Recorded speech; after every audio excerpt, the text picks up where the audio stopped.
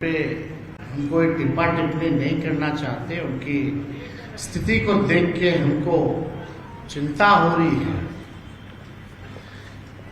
लेकिन इस बिल में जो भी पार्टियां थी जो अपने आप को सेक्युलर पार्टियां कहती हो या सेक्युलर नेता कहते हो, उनका पर्दाफाश जो है हुआ है और ये दिखाता है कि ये लोग केवल अपने कुर्सी के लिए, अपने स्वार्थ के लिए राजनीति करते हैं, ना कि देश की जनता, एकता या कोई विचारधारा की राजनीति करते हैं। ये इसमें स्पष्ट हो गया। अब कोई कितना भी आकर के जस्टिफाई करे कि नरेंद्र मोदी जी और भाजपा के लोग जो है मुसलमानों का भला चाहते हैं और ये बिल जो है उनके पक्ष में है, तो कोई जो है मानना का काम नहीं करेगा। ये सच्चाई है। तो हम आप सब लोगों को बताना चाहेंगे, सूचना देना चाहेंगे कि जिस प्रकार से आरक्षण की लड़ाई, पिछड़ों का, अति पिछड़ों का, दलित आदिवासियों का जो हम लोगों ने 65% बढ़ाया था, जो बीजेपी आकर के रुकवाने का काम की साजिश के तहत आज ये कोर्ट में है और हम लोग कोर्ट चले गए, यानी आरक्षण की लड़ाई के लिए हम लोग कोर्ट गए, सदन में भी आवाज उठाया, सड़क पर भी उठाया। ठीक उसी प्रकार से जो अन्याय जो हो रहा है हमारे मुसलमान भाइयों के साथ, इसको लेकर के राष्ट्रीय जनता दल जो है आज हम लोग कोर्ट गए हैं, सुप्रीम कोर्ट गए हैं इस बिल के खिलाफ। तो पहली सूचना ये है।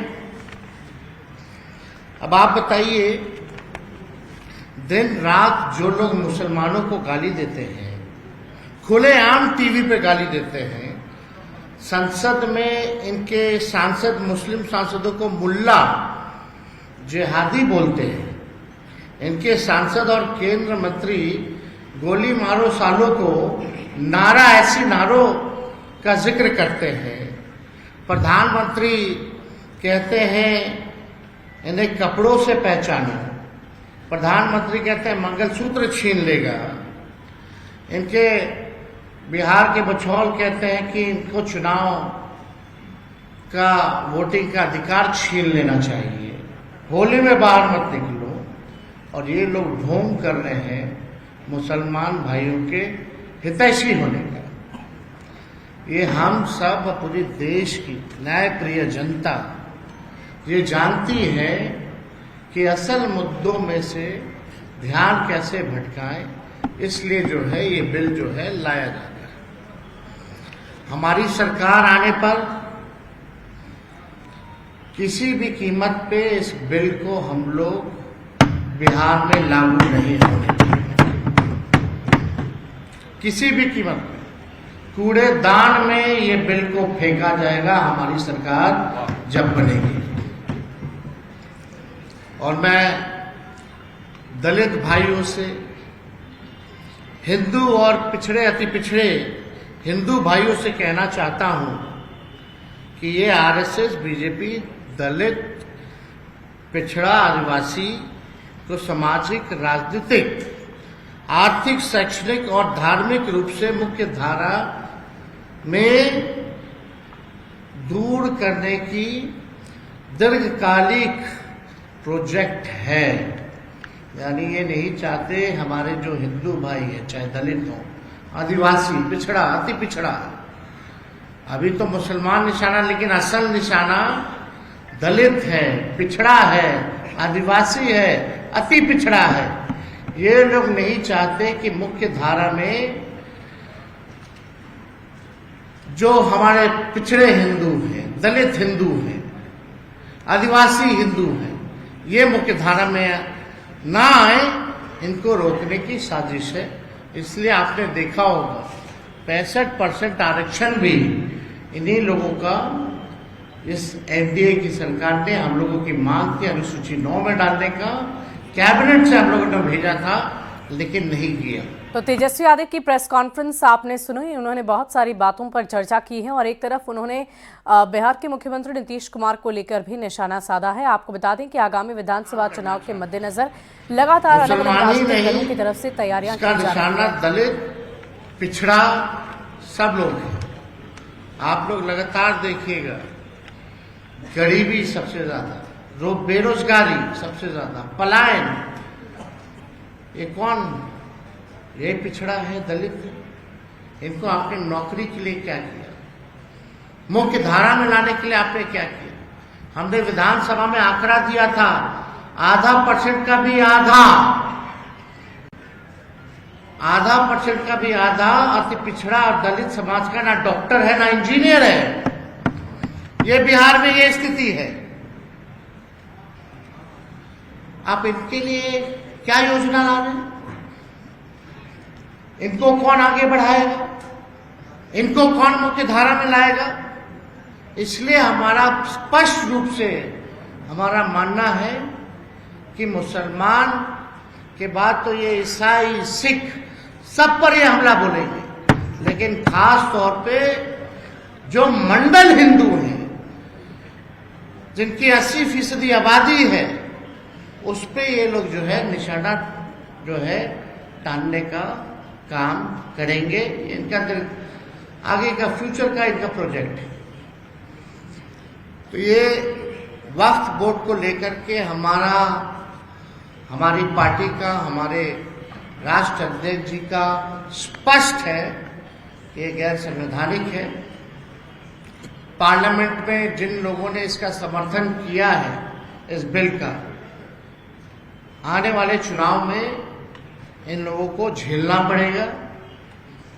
और एक और इशू है, यहां अगर आप देखें बिहार में तो एक नहीं दो उप मुख्यमंत्री हैं। एक नहीं बल्कि दो उप मुख्यमंत्री हैं। अभी कल ही एक वीडियो आया, कल 2 वीडियो आए, दोनों उप मुख्यमंत्री के। एक मुख्यमंत्री को अधिकारी लोग खाना परोस रहा है और एक उप मुख्यमंत्री जो है बोलता है कि थानेदार का ट्रांसफर कर देना चाहिए।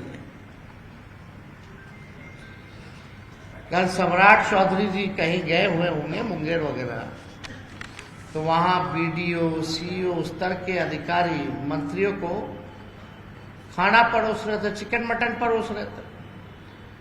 होली है, बुरा न मानो कहकर होली के सांस्कृतिक कार्यक्रम में सिपाही को सम्मिलित करने के आग्रह को मुद्दा बनाने वाले अधिकारियों से अपनी खाने के प्लेटें उठवा रहे।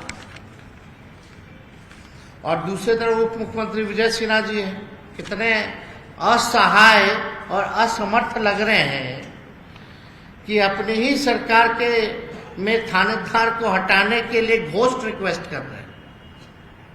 बेचारे किससे आग्रह कर रहे हैं? यह भी भूल कर खुलकर विरोध भी नहीं कर पा रहे, बोल भी नहीं पा रहे कि आग्रह अगर किस कर रहे हैं तो किससे आग्रह कर रहे हैं? जरा खुल के तो बोलिए, किसको बोल रहे हो कि थानेदार को हटाना? आप तो उप मुख्यमंत्री है। तो स्थिति देख लीजिए प्रशासन क्या क्या हुआ। एक तरफ मटन परोस रहे सीओ, बीडीओ, और दूसरे तरफ एक मुख्यमंत्री आगे घोस्ट रिक्वेस्ट कर रहे हैं, पता नहीं किससे कर रहे हैं, कि भैया एक थानेदार को जो है हटा दें। जदयू पार्टी की जो स्थिति है, नीतीश कुमार जी के फोटो को हटा करके अब तो नरेंद्र मोदी जी का फोटो लगाया जा रहा है। जदयू पार्टी में मोदी जी की तस्वीर लगाई जा रही है खाली चुनाव तक। ये नीतीश कुमार जी को जैसे तैसे साथ रखेंगे और उसके बाद क्या परिणाम होना है ये स्पष्ट है, ये सब लोग जानते हैं। भाजपा के लोग नीतीश कुमार जी को जैसे तैसे केवल चुनाव तक साथ रखेंगे, उसके बाद पूरी बिहार की जनता जानती है कि उनके साथ भाजपा के लोग जो है क्या करेंगे।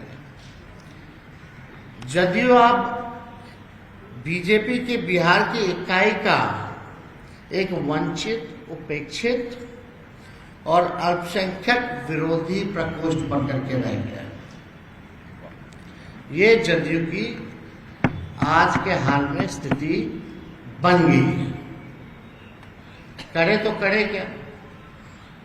अब मुख्यमंत्री को उप मुख्यमंत्री हाथ फेर दे रहा है, कोई अधिकारी हाथ फेर दे रहा है, हाथ दबा दे रहा है, अचेत अवस्था में है। क्या हो रहा है ये सब हम लोग देख रहे हैं। इतना महत्वपूर्ण विषय चला गया, मुख्यमंत्री खुल के नहीं आए। कौन रोक रहा है भाई उनको बोलने से? ये तो कौन ऐसा बड़ा नेता देश का जो है इस पे नहीं बोला हो? लेकिन हमारे मुख्यमंत्री जी एक शब्द भी अगर वक्फ बोर्ड पे अगर किसी ने सुना हो तो जरा बता दो। जब इतने महत्वपूर्ण और यहाँ